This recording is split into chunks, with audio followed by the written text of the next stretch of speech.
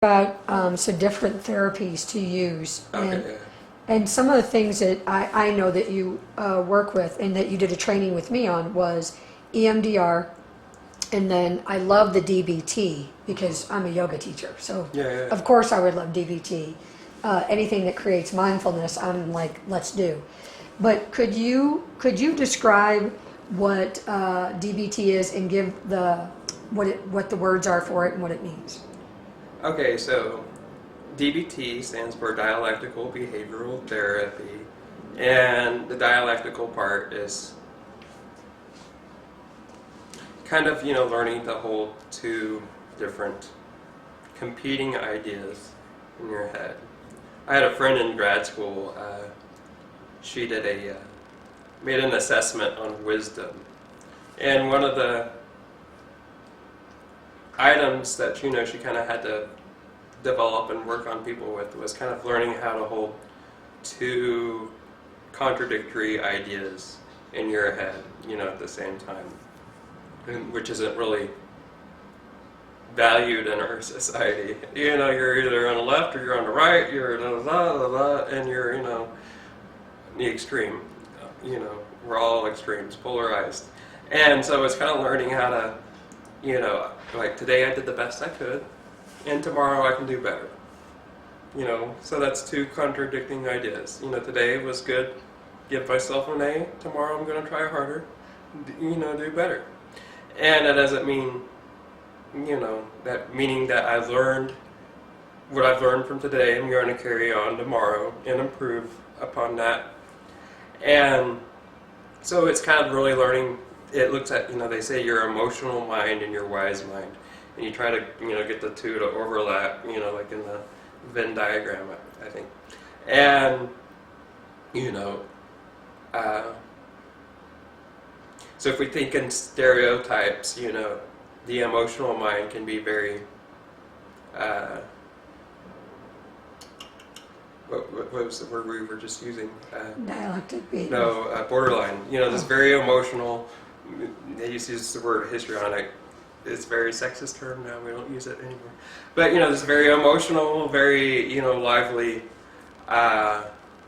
just no filtering, of anything. You are what you are, and you're just throwing it out there in that moment.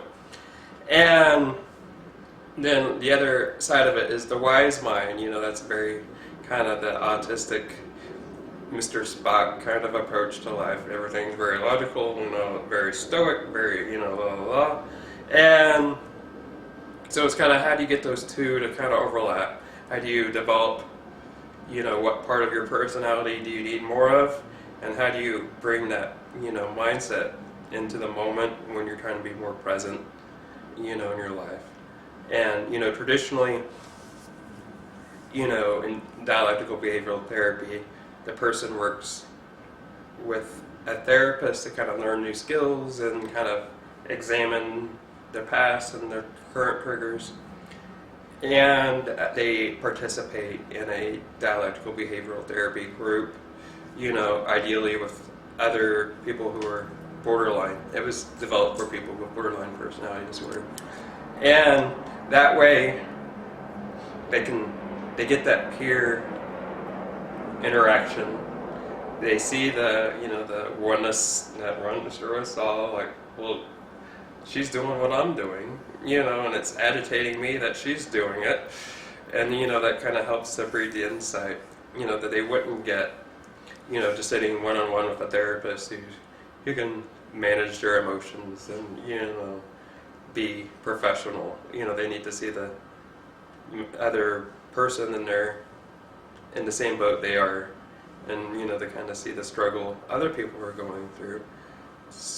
And that's, a valuable component in the group part of that. Great. And EMDR? EMDR, it stands for Eye Movement Desensitization Reprocessing. For the ladies out there, I always like to throw it out there that it's one of the reasons I like it is because it was developed by a woman, Francine Shapiro, and, when you look in the history and annals of psychology, it's usually old white men. And the female therapists that have been out there, your personality theorists and the clinicians, they've been usually more relationship based, which is really been kind of criticized as not being sciencey, more connectedness. So this is a very scientific, more scientific than a lot of different therapies out there, and with better results in a lot of them. And it was developed by a female, so I kind of like that part of it. And what it does is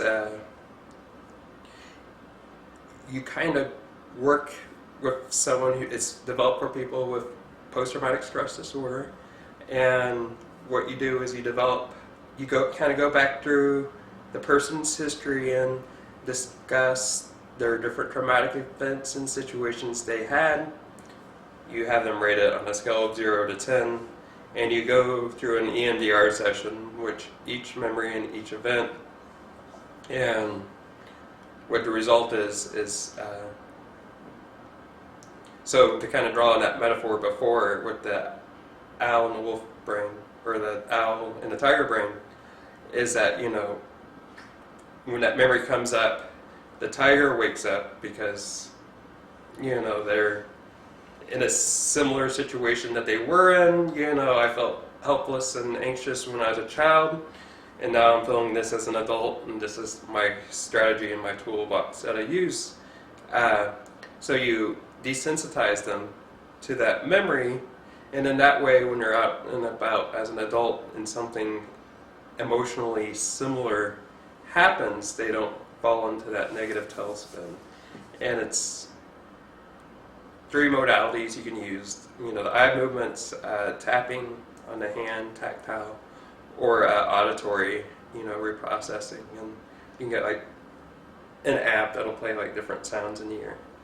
And so that you do that simulation during the reprocessing. And so an event that was like a 9 or 10, by usually an hour and a half max later, it'll be down to a 2 or a 3. So the asterisk behind that is, that usually that's kind of the more ideal traumatic situations where a person's only had one, event, like a tornado or car wreck or something along those lines. People who've had extensive childhood trauma, sometimes you kind of have to go and give them coping skills to build upon, versus other people who already have coping skills. They don't necessarily need, the coaching before the EMDR takes place. So the EMDR session, you can see results in one session. Now, I understand that what we're talking about is it depends on the level of trauma coming in. Mm-hmm. But if there is a higher level of trauma, repetitive trauma, mm-hmm. How long do you, 6, 10, or however many memories they have? It's, each case varies. Sometimes things will generalize. I've worked with women who've been in a domestic marriage, and there was domestic violence in the marriage. And, I first start with the most traumatic memory out of that. And sometimes it'll generalize into everything, and we'll do the reprocessing, and everything kind of will flood them at once. So when I say that is, you bring up the situation, what's the most traumatic part of the memory, and you do the simulation with the person. And I often use the metaphor, imagine you have like a iPhone in your brain, and all these memories are going to play on that. So all the stuff will start kind of pouring out during the duration of that marriage, and the overall it'll generalize that everything that happened, in that 3-year period. Whereas if it's kind of more early onset, you kind of have to go through piece by piece, and piecemeal it together. And there's also variables like intelligence. People who, would be scored traditionally high in IQ, they catch on a lot quicker. And usually, you know, they don't need the whole hour and a half. You know, after 45 minutes, I get it, and, you know, they're done, and, you know, easy breezy. Right. And DBT, especially when you're working with a personality disorder and the hardwiring of the brain, this is an ongoing process. Yeah, and, you know, most people don't just normally do one modality. You know, you kind of have to learn to weave, you know, the different approaches. And, you know, everyone develops their own theoretical orientation, you know, based off of everything that they've read and, you know, their kind of research and their level, and, you know, personal awareness to, you know, your own personal work. So it's just kind of, you know, if I was this person sitting across from me, what would I want from my therapist? And, you know, that's my kind of compassionate, you know, kind of approach. And some people, you know, they really like you need something structured, you know, something, you know, they know what to do, plan for, blah, blah, blah. And other people, you know, they might need that 1 out of 3 visits, and the other time, you know, they want more talking, you know, kind of skill building kind of stuff. And it's just trying not ever to be fixed, you know. What is it? Therapy is a suicide pact. You know, you can you can branch out, you can try different things and kind of incorporate different things, you know, as it, you know, goes along.